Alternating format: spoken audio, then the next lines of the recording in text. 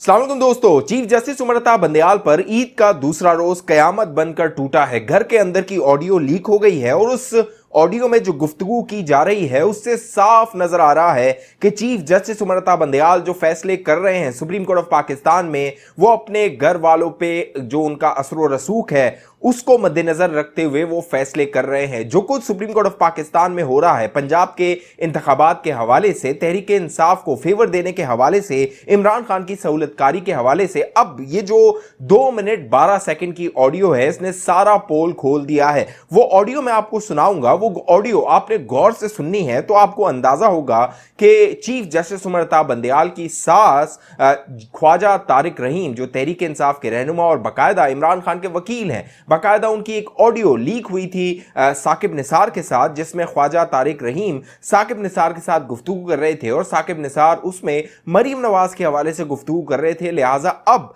बाकायदा जो जस्टिस उमर अता बंदयाल है उनके घर वालों की ये ऑडियो मंजर आम पर आना कई सवालात को जन्म दे रही है। जस्टिस उमर अता बंदयाल बज़िद थे कि वो पंजाब में 14 मई को इंतखाबात करवाएंगे और इस हवाले से उन्होंने सुप्रीम कोर्ट ऑफ पाकिस्तान में जो समात है उसको 27 अप्रैल तक मौखर कर दिया है। उनकी ख्वाहिश है, बाकायदा वो सियासी जमातों पर ये जोर देते रहे कि वो इमरान खान को मनाएं ताकि इमरान खान किसी एक तारीख पर राजी हो जाए, इमरान खान की मिन्नत तल्ले किए जाए और अगर इमरान खान मान जाता है तो फिर जो चीफ जस्टिस उमर अता बंदयाल है वो अपने 4 अप्रैल का फैसला तब्दील कर सकते हैं। लेकिन दोस्तों, मामला यह है कि इन सारा जो drama supreme court of Pakistan में रचाया जा रहा है, इसके पीछे जो कुछ हो रहा है, अब ये जो ऑडियो मंजर आम पर आई है, इससे पूरी वो तस्वीर जो है वो उसकी तस्वीर कशी की जा सकती है, तमाम डॉट्स को जोड़ा जा सकता है और ये जो पूरी साजिश है, जो ताने बाने जिसके हैं उनको जोड़कर पूरा प्लान का अंदाजा लगाया जा सकता है। अब मामला ये है, ये जो 2 मिनट 12 सेकंड की ऑडियो है इसमें जस्टिस मुनीब अख्तर का भी जिक्र है।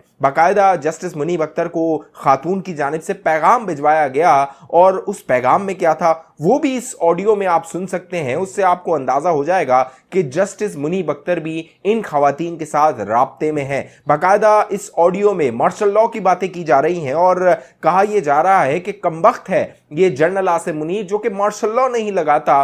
वो ऑडियो मैं आपको सुनवाता हूं, बड़े गौर से ये ऑडियो आपने सुननी है, आखिर तक सुननी है, एक एक लफ्ज गौर से सुनना है और जो कुछ सुप्रीम कोर्ट ऑफ पाकिस्तान में हो रहा है और जो कुछ तहरीक इंसाफ और इमरान खान कर रही है उस खेल को इस ऑडियो से जोड़ के आपने पूरी जो एक साजिश है उसकी जो कह लीजिए पूरी प्लानिंग है, उसकी मंसूबाबंदी है, वो आपके जहन में आ जाएगी, क्लियर हो जाएगा आपको कि ये सारा मामला चल क्या रहा है। उसके बाद इस ऑडियो के बाद मैं आपको बताता हूं जनरल आसिम मुनीर ने अब 2 टोक क्या खामोश पैगाम दिया है। ये जो मार्शल लॉ की ख्वाहिश की जा रही है इसी हवाले से एक पैगाम है, वो भी मैं आपके सामने रखता हूं। पहले आप ये जो सास साहिबा हैं चीफ जस्टिस उमर अता बंदयाल की और ख्वाजा तारिक रहीम की जो अहलिया हैं उनकी गुफ्तगू सुनिए।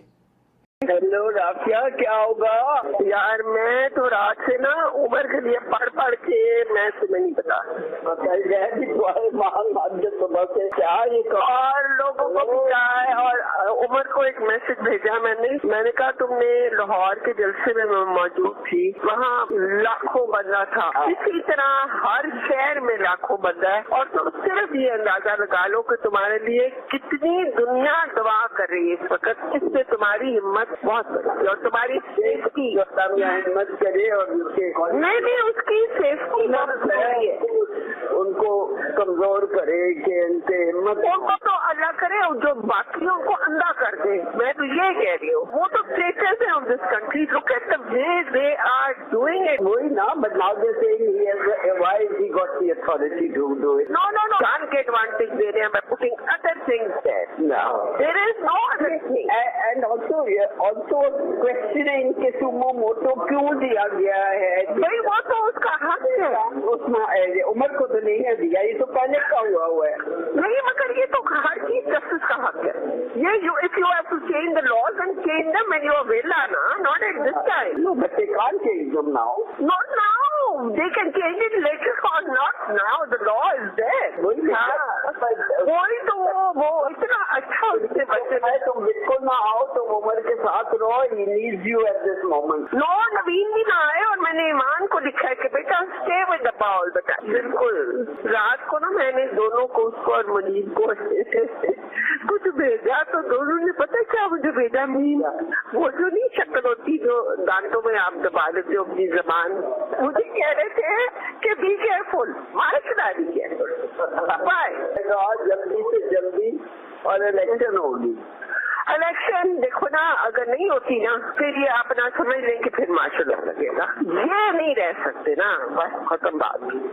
मार्शल लॉ भी वो कम वक्त नहीं लगाने को तैयार ना, बिल्कुल तैयार है। तो आपने सुन लिया, इसके 3 नुक्ते हैं इस ऑडियो के, 2 मिनट 12 सेकंड की ऑडियो के। पहला नुक्ता ये है कि ख्वाजा तारिक रहीम साहिबा की जो अहलिया हैं वो ये कह रही हैं चीफ जस्टिस उमरता बंदयाल की सास को कि मैं जलसों में जाती हूं, वहां लाखों लोग मैंने देखे हैं, लिहाजा चीफ जस्टिस साहब फैसला कीजिए, आपके पीछे लाखों लोग हैं, यानी कि लाखों तहरीक इंसाफ के कारकुनान हैं आपके पीछे, कदम बढ़ाओ, इमरान खान का साथ दो, लोग आपके साथ हैं। दूसरा नुक्ता जो इस 2 मिनट 12 सेकंड की ऑडियो में है वो ये है कि जो मार्शल लॉ है, कमबख्त मार्शल लॉ नहीं लगाता।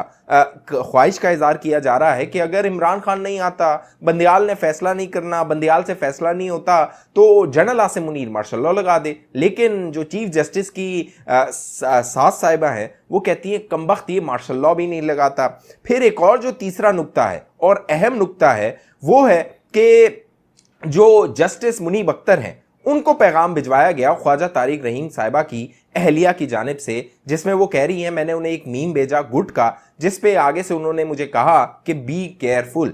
हो सकता है बी केयरफुल वो इसलिए कह रहे हो जस्टिस मुनीब अख्तर साहब कि उन्हें लगा हो कि ये उनका जो व्हाट्सएप है वो रिकॉर्ड हो जाएगा, हैक हो जाएगा, वो कहीं उसकी भी कह लीजिए उस पर भी नज़र होगी कहीं से। तो ये 3 नुक्ते हैं, अहम नुक्ते हैं। उसकी वजह यह है कि जस्टिस जो आर्मी चीफ हैं जनरल आसिम मुनीर साहब, उन्होंने मार्शल लॉ से तो इनकार कर दिया है और उन्होंने साफ साफ चीफ जस्टिस को पैगाम भी भेज दिया है कि ये जो इमरान खान की सहूलतकारी करके, आइन का सहारा लेके और ड्रामा जमहूरियत का करके, आइन की बालादस्ती का ड्रामा करके ये सब कुछ जो किया जा रहा है, अब तमाम जितने भी स्टेक होल्डर्स हैं, चाहे वो अदलिया हो, चाहे वो अदलिया के अंदर इमरान खान के सहूलतकार हों, चाहे लाहौर हाई कोर्ट हो। लाहौर हाई कोर्ट को कहा जाता था कि ये दामाद की अदालत है, अब चीफ जस्टिस की जो सुप्रीम कोर्ट है अब उसको कहा जाएगा कि वो सास की अदालत है।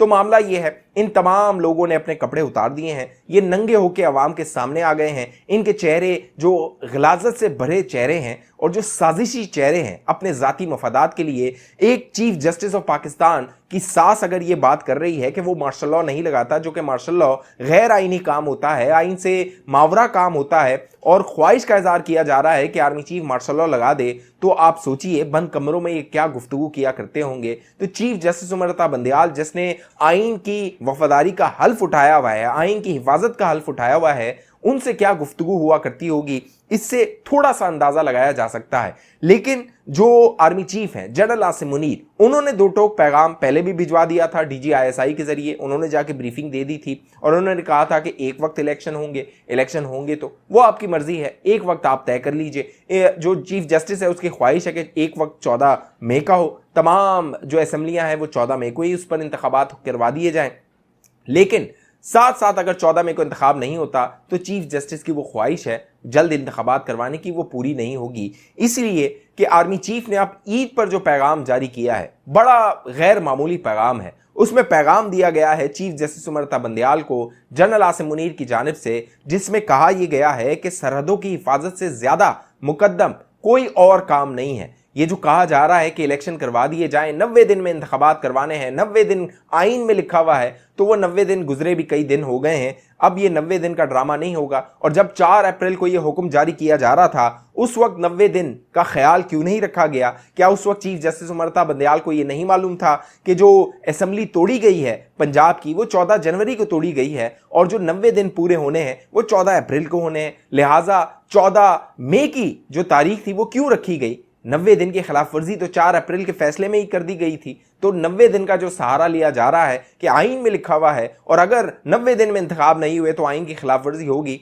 भैया जो आइन की खिलाफ वर्जी है वो हो चुकी है। और वो खिलाफ वर्जी chief justice उमरता Bandial, justice Ijajul Ehsan और जस्टिस मुनीब अख्तर अपने 4 अप्रैल के फैसले में खुद ही कर चुके हैं, जब उन्होंने 14 मई की तारीख रख दी थी पंजाब में इंतखाबात के हवाले से, और जो खैबर पख्तूनख्वा का इंतखाब था उस पर कोई फैसला जारी नहीं किया। वहां पर 90 दिन का कोई ख्याल नहीं था, कोई पास नहीं था, वहां पर आइन को लागू नहीं करना था, आइन की हिफाजत नहीं करनी थी, 90 दिन का वहां ख्याल नहीं था, क्योंकि इमरान खान के लिए सहूलतकारी की जा रही है और अवाम अब देख रहे हैं। अंधों को भी ये नजर आ रहा है ये जो पूरा खेल रचाया जा रहा है जाती मफादात के लिए। इस हवाले से आप दोस्तों की क्या राय नीचे कमेंट कीजिए। अब तक ये चैनल आपने सब्सक्राइब नहीं किया जरूर सब्सक्राइब कीजिए, बेल आइकन का बटन है लाजमी क्लिक कीजिए, फेसबुक पे देखने वाले दोस्त हमारे पेज को लाइक कीजिए, फॉलो कीजिए, इस वीडियो को लाजमी शेयर कर दीजिए। अगली वीडियो तक मुझे इजाजत दीजिए, अपना ख्याल रखिएगा। पाकिस्तान जिंदाबाद।